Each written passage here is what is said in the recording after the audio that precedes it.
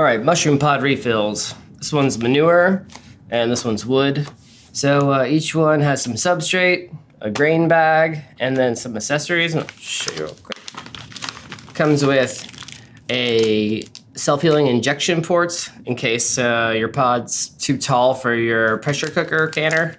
Comes with a filter patch so you can replace it, after each grow. And then it comes with a replacement top filter.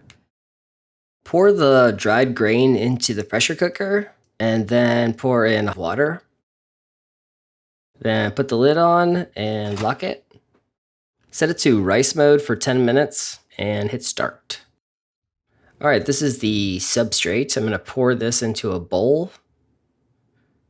And then I'm going to pour in 400 milliliters of water. And I'm just going to let this absorb for a few minutes. So I sped this up so you can see what it looks like.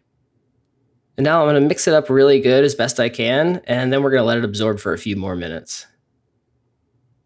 All right, mix it up one more time really, really well. And now it's good to go. Be sure to replace the top filter. Just gonna peel it off. Pop a new one on. If you go to put this in the pressure cooker and it's too tall with this thing on, you don't have to use it. And that's why we include this self-healing injection port. Just unscrew it.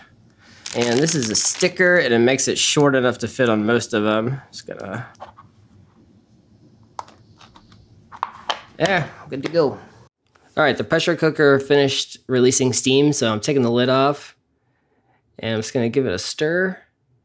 And you can see all the water was absorbed and the grain's nicely hydrated. There's burst grain, that's perfectly fine. And now I'm gonna set aside 60 grams of the grain. This is gonna be for the center of the pod, which you'll see in a minute. And if you don't have a kitchen scale, it's also equal to about 1/3 of a cup. Okay, let's make the pod.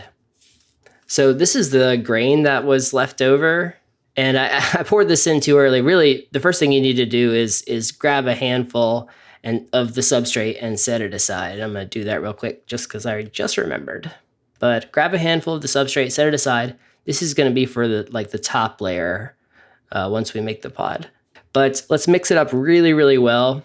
It's really important that you mix it up well. Take an extra 30 seconds and make sure it's fully mixed because it just takes longer if it's not mixed well. And it doesn't grow quite as evenly. And then I'm just gonna start filling up the pod. And I like to shake it each time I pour a scoop in just to make sure it's mixed properly and settled in the pod. And we're just gonna fill it up to the very bottom of the threads.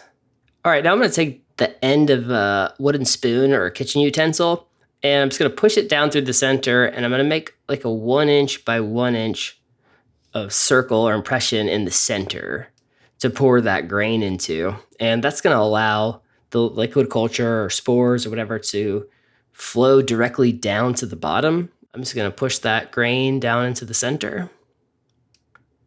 It's okay if some gets on top. We're gonna fold it in a second. All right, now I'm just gonna fold that grain that on top. I'm gonna shake it up so it becomes even on the surface. And then we're gonna put that substrate that we set aside on top. And I'm gonna shake it up again, tamp it down a bit so it's not too high. Then I'm gonna spray the top with some water. But first I'm gonna clean the threads, and I'm actually blowing it off here, but you can wipe it off with a paper towel or whatever, but you just don't want a bunch of chunks on the threads because we're about to screw the lid on. And now I'm gonna spray the top with a good amount of water, just because the very top is the part that's most likely to dry out. So anytime there's like a surface that's exposed to air, I usually give it a little extra water.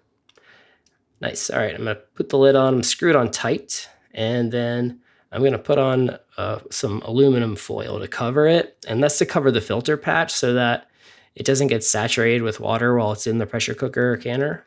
And now it's good to go. It's time to pressure cook and sterilize the pod. That's a trivet, and what it does is it raises what you're sterilizing up a little bit so that you can fit water underneath.